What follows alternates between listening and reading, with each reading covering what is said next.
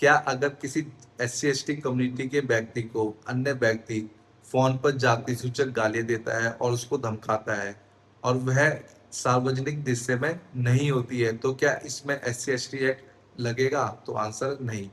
इस पर Punjab and Haryana high court ने एक अपील की सुनवाई करते हुए कहा कि अगर किसी SC/ST कम्युनिटी के व्यक्ति को कोई अन्य व्यक्ति उसको जाति सूचक गालियाँ देता है और उसको धमकाता है, तो इस केस में सार्वजनिक दृश्य होना ज़रूरी है, लेकिन इस केस में सार्वजनिक दृश्य नहीं है, तो इसीलिए इसमें SC/ST एक्ट लागू नहीं होगा। और इस केस के फैक्ट्स क्या थे कि एक महिला होती है, उसके बच्चे को एक व्यक्ति फ़ोन कर जाति सूचक गालियाँ देता है और उसको धमकाता है और इस पर महिला एफआईआर करवाती है और एफआईआर होने के बाद सेशन कोर्ट में केस जाता है। सेशन कोर्ट यह देखता है कि इस केस में जाति सूचक गालियाँ जो बच्चे को दी गई है, वह फ़ोन पर दी गई है और वह सार्वजनिक दृश्य में नहीं है।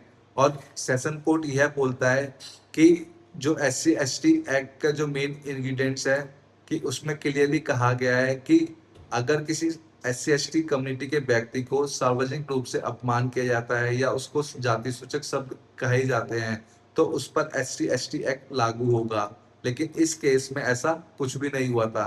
तो इसीलिए सेशन कोर्ट ने उसको नॉर्मल केस ट्रीट करते हुए उसको मजिस्ट्रेट कोर्ट में ट्रांसफर कर दिया और महिला सेशन कोर्ट के ऑर्डर को चैलेंज करती है हाई कोर्ट में। और Punjab and Haryana high court clearly बोलता है कि इस केस में जो कि बच्चे को फ़ोन पर जाति सूचक गाली दी गई होती है और उसको धमकाया किया गया होता है और वह सार्वजनिक दृश्य में नहीं होता है, इसीलिए इसमें SC/ST एक्ट लागू नहीं होगा। Punjab and Haryana high court ने क्लियरली कहा कि जो सेशन कोर्ट ने ऑब्जर्व किया और उसमें ऑर्डर किया वह राइटली किया है और इस केस को डिसाइड किया। Punjab and Haryana high court ने महिला की अपील को डिसमिस कर दिया।